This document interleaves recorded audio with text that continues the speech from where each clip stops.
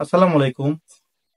গর্ভবতী মায়েরা নর্মাল ডেলিভারিতে বাচ্চা নিবেন নাকি সিজারে বাচ্চা নিবেন এ বিষয়ে আপনাদের সামনে আলোচনা করব। তাই ভিডিওটি না টেনে শেষ পর্যন্ত দেখুন, ইনশাল্লাহ অনেক উপকৃত হবেন।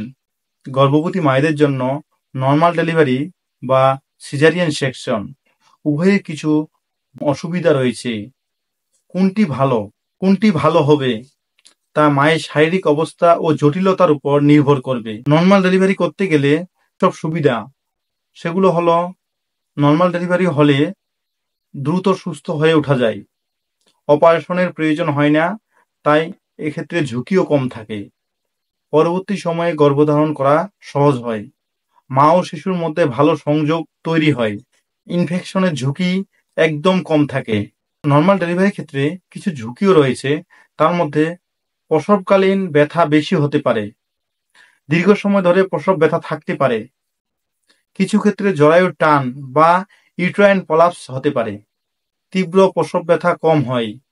সিজারিয়ান সেকশন বা সিজারের সুবিধা হলো জরুরি পরিস্থিতিতে শিশুর জীবন রক্ষা করা যায়। কিছু জটিলতা যেমন প্রি একলামশিয়া, গর্ভফুল ছিঁড়ে যাওয়া, এক্ষেত্রে সিজারের কিছু ঝুঁকি রয়েছে যা গর্ভবতী মায়েদের ফেস করতে হয়। গর্ভবতী মায়েদের সুস্থ হতে খুব বেশি সময় লাগে, ইনফেকশন ও রক্তক্ষরণের ঝুঁকি বেশি থাকে। ভবিষ্যতে সন্তান নিতে চাইলে কিছু সীমাবদ্ধতা থেকেই যায়। বেশি সিজার করা হলে জরায়ু ক্ষতিগ্রস্ত হয়। আসলে যদি গর্ভাবস্থায় স্বাভাবিক থাকে এবং চিকিৎসকের অনুমতি থাকে, তবে অবশ্যই নর্মাল ডেলিভারি করাই ভালো। যদি জটিলতা থাকে, যেমন উচ্চ রক্তচাপ, শিশুর অবস্থান যদি উল্টো থাকে, প্রসবকালীন ঝুঁকি থাকে, তবে সিজার করাই উত্তম।